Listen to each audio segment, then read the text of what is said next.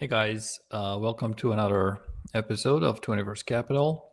Today is Saturday, March 8th, and in this video, I want to address whether tariffs are inflationary or deflationary.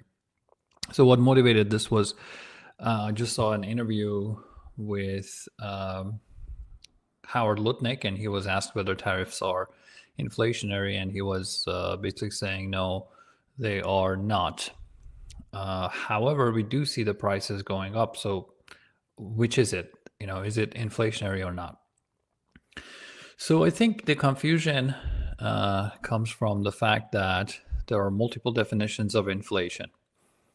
Some people define it as any price going up, but some people define it as a permanent process of prices rising across the board.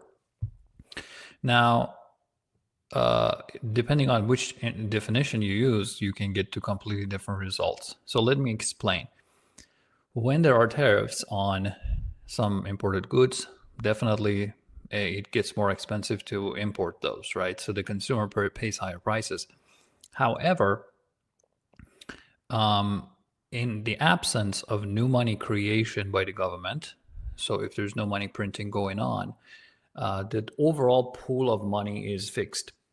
But one type of product, which is tariffed, gets more expensive. So what would the consumer do? They would buy less of some other product to subsidize the extra cost they have to pay for the tariffed product. And for that reason, as long as the money supply doesn't really expand, at the aggregate, the average price of everything will not go up. However, this is very nuanced as well. First of all, in the beginning, when tariffs are implemented, a lot of consumer goods get more expensive. So what people do is sell financial assets. So when you look at CPI, you should actually see CPI increasing, but people will be selling financial and more risky assets to raise some funds to cover for the increased costs of goods.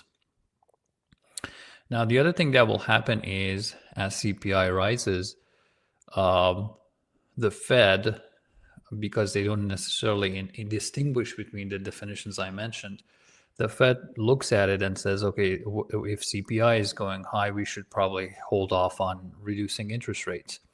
So that will cause further sell-off in the financial markets, right? And for that reason, you get turmoil in the market.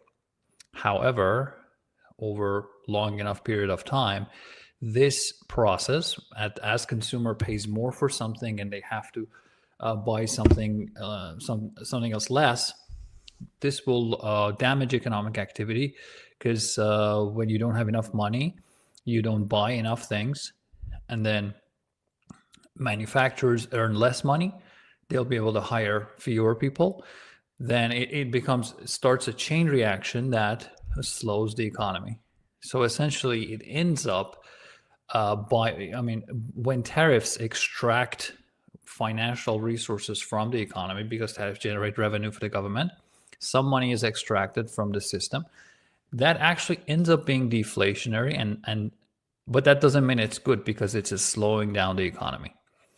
Once the economy is slowed down, then you see that they have to come back and figure out how to stimulate it. Perhaps the Federal Reserve jumps in and expands the money supply to deal with it. But this is why tariffs have this complex effect. Initially, they actually are inflationary in the sense that temporarily they cause a jump in the price of the certain goods. A lot of them actually are consumer goods. And in the long run, the opposite effect appears. So you get deflation and economic slowdown. Okay, so hopefully that helped. See you in the next video.